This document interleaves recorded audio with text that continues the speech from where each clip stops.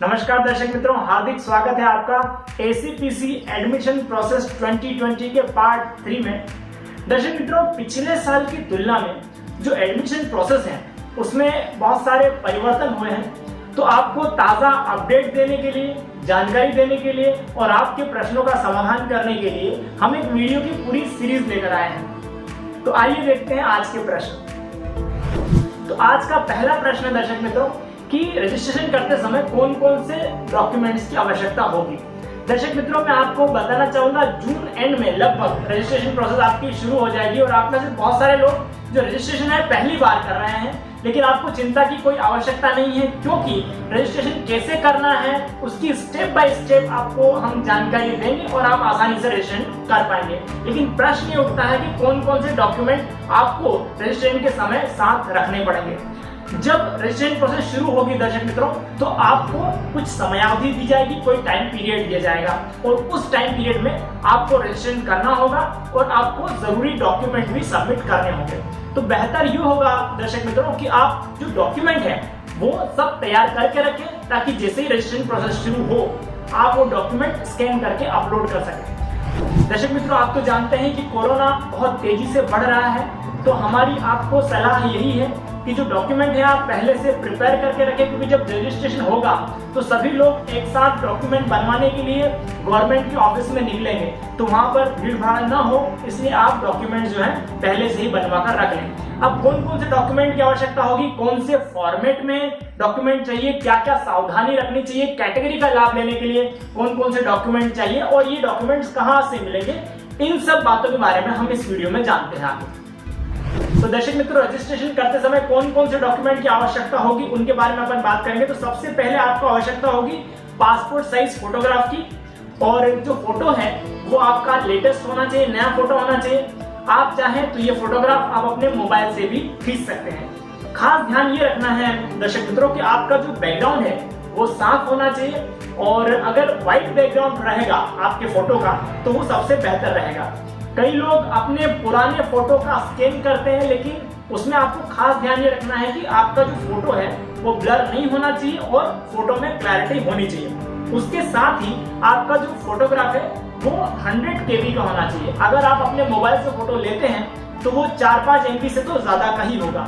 तो उस केस में आपको क्या करना है कि ऑनलाइन जाकर बहुत सारी वेबसाइट आपको मिल जाएगी इंटरनेट पर दोस्तों, जहां पर आप अपना जो फोटोग्राफ है वो रिसाइज कर सकते हैं। खास आपको ध्यान ये रखना है कि आपका फोटोग्राफ 100 KB से कम का होना चाहिए। अगर 80 से 100 KB के बीच में रहेगा तो वो बहुत अच्छा रहेगा। दूसरी बात कि आपको जो आपका फोटोग्राफ है वो JPEG फॉर्मेट में ही रखना है, और इसके अलावा आपका फोटोग्राफ जो है ब्लर नहीं होना चाहिए।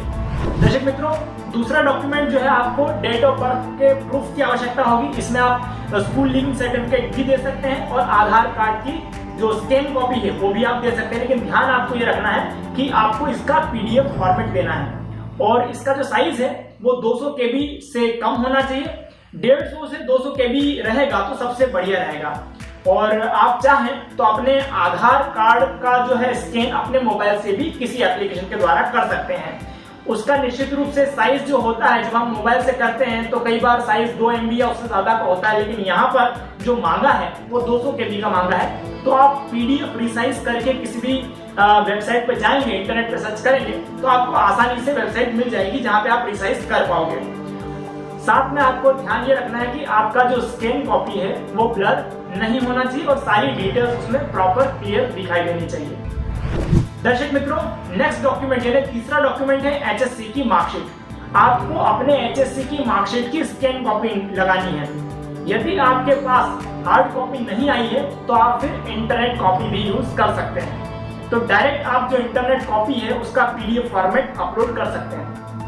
यदि इंटरनेट कॉपी भी आपको नहीं मिल पाई है तो फिर आप अपना जो HSC का हॉल टिकट था वो दे सकते हैं, लेकिन वो केवल तभी संभव है जब आपका रिजल्ट अवेटेड हो, और ये भी आपको PDF फॉर्मेट में ही देना है। चौथा डॉक्यूमेंट है दर्शक मित्रों इनकम सर्टिफिकेट। यदि आप TFWS के लिए जाना चाहते हैं तो आपको फैमिली इनकम का सर्टिफिकेट देना होगा, तो वो डॉक्यूमेंट आप तैयार रखिए। इससे संबंधित कुछ बातें हमने अपने पिछले वीडियो में की है, आप वो वीडियो भी देख सकते हैं।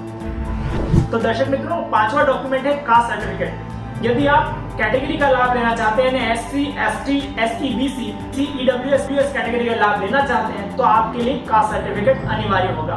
ध्यान ये रखना है कि आपका जो कास्ट सर्टिफिकेट है वो authority of government of Gujarat के द्वारा दिया हुआ होना चाहिए।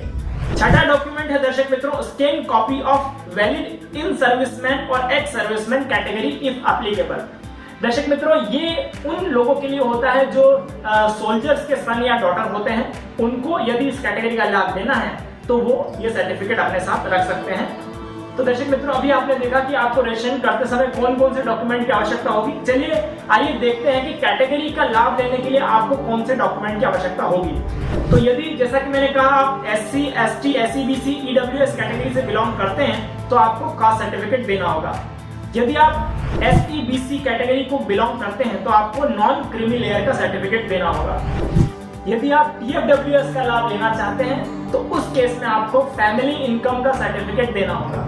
मैं आपको यहाँ पर बताना चाहूंगा दर्शकों कि यदि आप आर्किटेक्चर या मास्टर ऑफ इंजीनियरिंग या फिर फार्मेसी कोर्सेज में जा रहे हैं तो उसमें TFWS का लाभ नहीं मिलता है। इसके अलावा दर्शक मित्रों, यदि कोई विद्यार्थी फिजिकली डिसेबल है तो उसको मोर देन 40% डिसेबिलिटी का सर्टिफिकेट देना होगा और ये जो सर्टिफिकेट है वो डिस्ट्रिक्ट सिविल सर्जन के द्वारा दिया गया होना चाहिए। और दर्शक मित्रों, ये वह प्लेस है, वो जगह है जहां पर जाकर आप ये रिस्पेक्टिव डॉक्यूमेंट्स ले सकते हैं। दर्शक मित्रों, जो आपको डॉक्यूमेंट चाहिए तो आप अपने एरिया का जो ऑफिस है, उदाहरण के लिए मान लीजिए आप कास्ट सर्टिफिकेट लेने जाते हैं सोशल वेलफेयर ऑफिस में, तो आपके एरिया का जो सोशल वेलफेयर ऑफिस है यानी समाज कल्याण ऑफिस है, आपको वहीं पर जाकर डॉक्यूमेंट लेना चाहिए।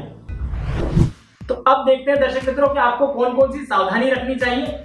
खास सील और सिग्नेचर, नाम वगैरह कुछ भी आपकी स्कैन कॉपी में कटा हुआ नहीं होना चाहिए। सारी की सारी डिटेल उसमें स्पष्ट रूप से दिखाई देनी चाहिए और आपका पूरा का पूरा जो सर्टिफिकेट है वो स्कैन होना चाहिए।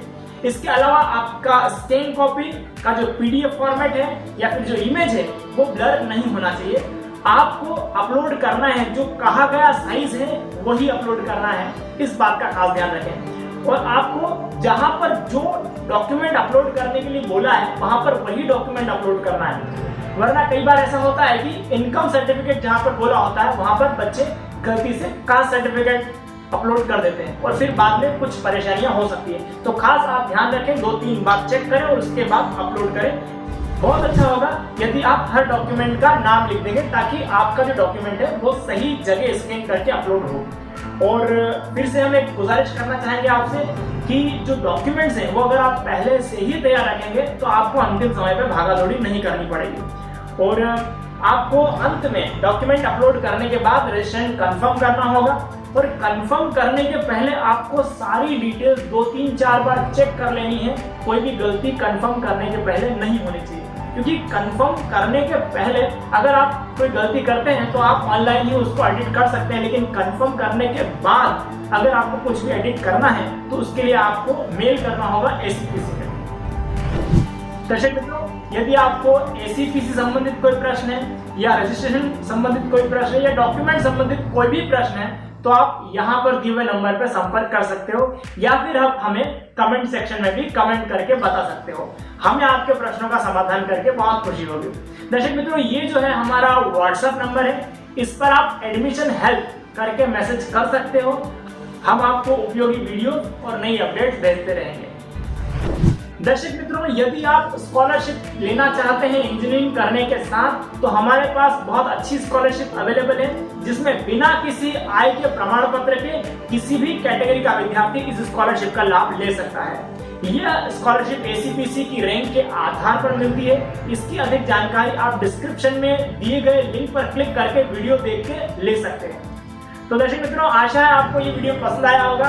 यदि आपको ये वीडियो पसंद आया हो तो लाइक जरूर करें और अपने मित्रों के साथ भी इसको शेयर करें ताकि उन्हें भी इस जानकारी का लाभ मिल सके। ऐसे ही उपयोगी वीडियो लेकर हम आते रहेंगे। आप हमारा चैनल सब्सक्राइब कर सकते हैं और बेल आइकन को भी क्लिक कर सकते हैं ताकि जैसे ही आप कोई वीडियो अपलोड करें आपको जानकारी मिल जाए, नोटिफिकेशन मिल जाए और आपसे हमारा कोई भी वीडियो मिस न हो।